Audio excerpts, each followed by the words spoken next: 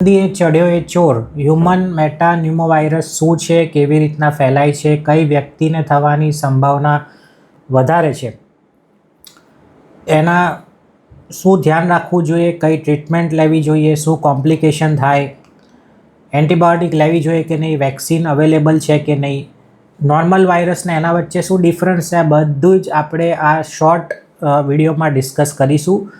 તો હ્યુમન મેટાન્યુમોવાયરસ એક 2001થી પૃથ્વી પર અવેલેબલ છે, પણ હમણાં તમે રાઇઝિંગ ટ્રેન્ડ એનો જોયો એટલે ઘણા બધા કેસીસ આવી રહ્યા છે. કોઈ ગભરાવાની જરૂર નથી, બિકોઝ આનાથી સામાન્ય લક્ષણો જોવા મળે છે.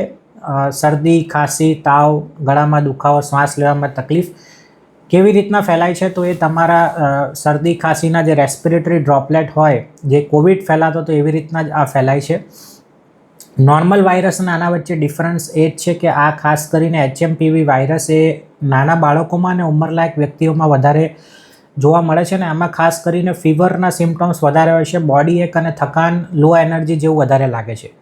કઈ વ્યક્તિને થવાની સંભાવના વધારે છે તો નાના બાળકોમાં, ઉંમરલાયક વ્યક્તિ હોય, ઇમ્યુનિટી ઓછી હોય, કેન્સર હોય જેને સ્ટીરોઇડ્સ લેતા હોય, કીમોથેરાપી લેતા હોય, કોઈ સર્જરી થઈ હોય, કિડની, હાર્ટ અને લીવરનું કોઈ પ્રોબ્લેમ હોય, પ્રેગ્નન્સી હોય, પ્રેગ્નન્સીમાં અથવા પ્રેગ્નન્સી પછી, તો આ બધા લોકોને થવાની સંભાવના વધારે છે. ઇવન ઉંમરલાયક માણસોમાં જો તમને ઓલરેડી ફેફસાની બીમારી હોય તો એમણે પણ ખાસ ધ્યાન રાખવું જોઈએ.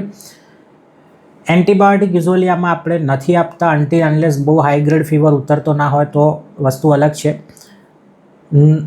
ટ્રીટમેન્ટ સિમ્પ્ટોમેટિક જ હોય છે મોસ્ટલી, કે તાવ આવે તો તાવ, બોડી એકની ને એની વિટામિન સી એ બધી એની બેઝિક જે સિમ્પ્ટોમેટિક એની થેરાપી હોય છે. વેક્સિન અત્યાર સુધી આની કોઈ અવેલેબલ નથી HMPVની.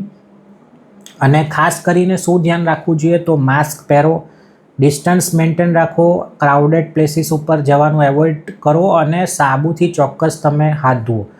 ઓવરઓલ કોઈ ગભરાવાની જરૂર નથી. આ વાયરસ પણ તકેદારી રાખવી જોઈએ, જે વખતે કોવિડ વખતે આપણે રાખતા હતા એવી જ તકેદારી આમાં રાખવાની છે. અને કોઈ પણ આવા લક્ષણો જણાય તો તરત તમારા ડૉક્ટરનો સંપર્ક કરો. Thank you. હું doctor Gunjit Parmar, lifestyle disease specialist and diabetes reversal health coach.